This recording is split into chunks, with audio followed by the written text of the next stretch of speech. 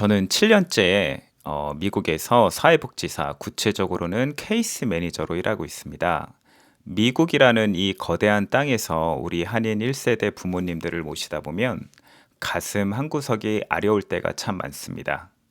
젊은 시절 자녀들을 위해 낯선 타국으로 건너와 모든 것을 쏟아부으셨던 우리 부모님들.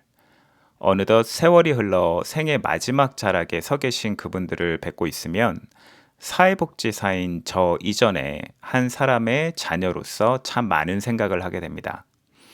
지난 7년 동안 수많은 이별을 곁에서 지켜봤습니다. 어떤 부모님은 2, 3년, 길게는 7년 넘게 안부를 묻고 건강을 챙겨드렸죠. 노안으로 자연스럽게 기력이 다하신 분도 계시고, 암이나 갑작스러운 질병으로 이별의 시간을 앞당겨야 했던 분도 계셨습니다. 특히 올해는 유독 마음이 무거운 소식이 많았습니다. 말기암 진단을 받고 급히 호스피스로 가시게 된 어머님, 그리고 며칠 전 낙상사고로 갑작스럽게 우리 곁을 떠나신 아버님까지. 부모님이 90세가 넘으셨고 가족들이 어느 정도 마음의 준비를 했다 하더라도 죽음이라는 단어는 언제나 우리에게 낯설고 무겁습니다.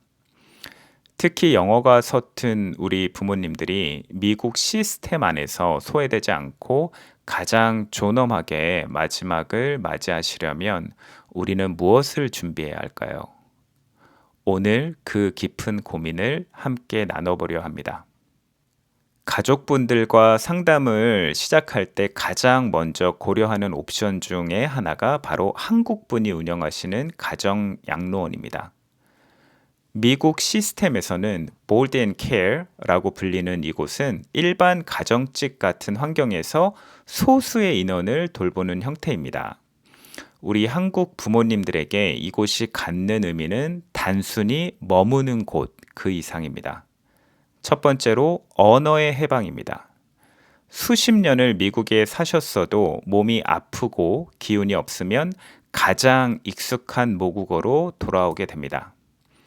미국 간호사가 Are you okay? 라고 묻는 것보다 한국인 직원이 어머님 좀 괜찮으세요? 라고 묻는 그 한마디가 부모님께는 세상 무엇보다 큰 위안이 됩니다. 자신의 고통과 요구사항을 100% 설명할 수 있다는 사실만으로도 부모님의 불안감은 절반으로 줄어듭니다. 두 번째는 음식의 힘입니다. 생의 마지막 순간까지 우리 부모님들이 그리워하는 건 따뜻한 된장국 한 그릇, 부드러운 죽 한 접시입니다. 미국 시설에서 나오는 매시드 포테이토나 샌드위치가 아닌 익숙한 한국인의 맛을 느낄 수 있다는 것. 그것은 부모님께 나는 여전히 내 문화권 안에서 보호받고 있다는 안도감을 줍니다. 제가 케이스 매니저로서 하는 일은 우리 동네 어디에 이런 한국인 시설이 있는지 리스트를 최신화하고 직접 시설 주인분과 통화하여 현재 빈자리가 있는지 우리 부모님의 특성을 잘 받아줄 수 있는지 확인하는 것입니다.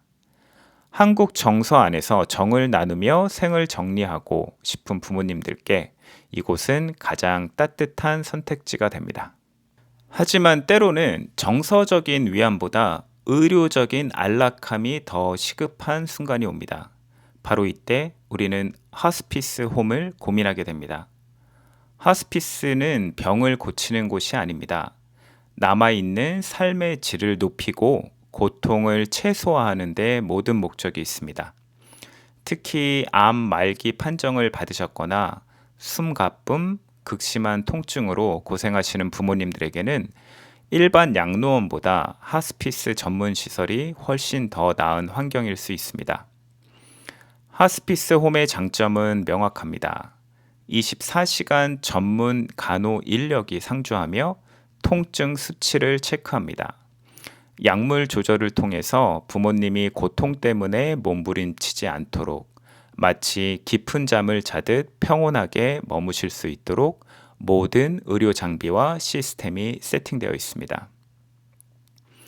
가족분들은 처음엔 한국말도 안 통하는 곳에 어떻게 부모님을 모셔요? 라고 걱정하십니다. 하지만 부모님이 너무 힘들어하시는 모습을 보게 되면 마음을 바꾸시곤 합니다. 실제로 최근에 제가 도와드렸던 한 가족분도 처음엔 한국 가정 양로원을 선택하셨다가 부모님의 암 통증이 심해지면서 마지막에 하스피스 홈으로 옮기셨습니다. 시설을 방문해 보시고 나서야 가족분들은 "아, 여기 오니 어머님 표정이 너무 편안해 보이세요." 라며 안도하셨습니다.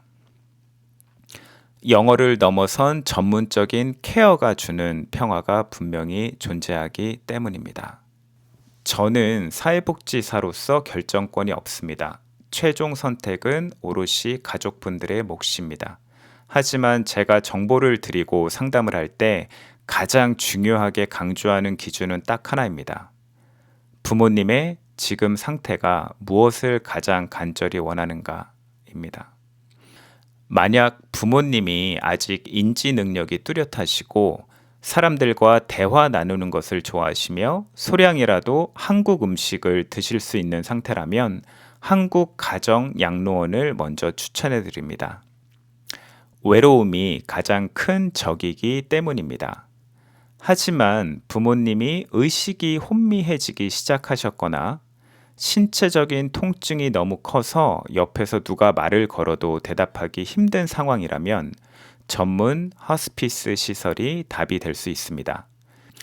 이때는 문화적인 정서보다 신체적인 평안함이 부모님께 드리는 최고의 효도일 수 있기 때문입니다. 저는 케이스 매니저로서 가족분들이 사시는 동네 주위에 어떤 시설들이 있는지, 한국말이 가능한 곳은 어디인지 정리해서 자료를 제공해 드립니다. 또한 직접 주인분과 통화를 여러 번 하고 입소에 필요한 프로세스를 진행합니다. 가족분들이 해야 할 일은 그 자료들을 바탕으로 직접 시설을 방문해 보시는 것입니다. 부모님이 계실 방의 채광은 어떤지, 일하는 사람들의 표정은 밝은지, 무엇보다 내 부모님이 이곳에서 숨 쉬는 모습이 그려지는지 확인하는 것입니다. 부모님의 마지막 처소를 결정하는 과정에서 많은 자녀분들이 죄책감을 느끼십니다. 내가 직접 모시지 못해서, 더 좋은 곳으로 모시지 못해서 라며 눈물을 흘리시곤 합니다. 특히 가족의 돌봄 없이 홀로 계시다 돌아가신 부모님들의 케이스를 접할 때면 저 역시 케이스 매니저로서 가슴 한구석이 미어집니다. 하지만 부모님은 여러분이 당신을 위해 이토록 고민하고 가장 좋은 곳을 찾아 발로 뛰었다는 사실만으로도 충분히 사랑받고 계심을 알고 계실 겁니다.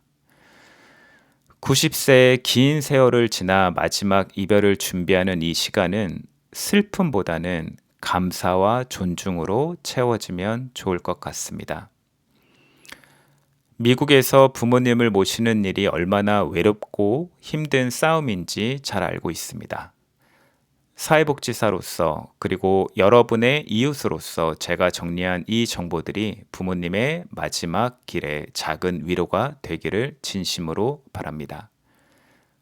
이 영상이 도움이 되셨다면 혹은 비슷한 고민을 하고 계신 분이 있다면 댓글로 이야기를 나눠주세요. 여러분의 무거운 마음을 함께합니다. 감사합니다.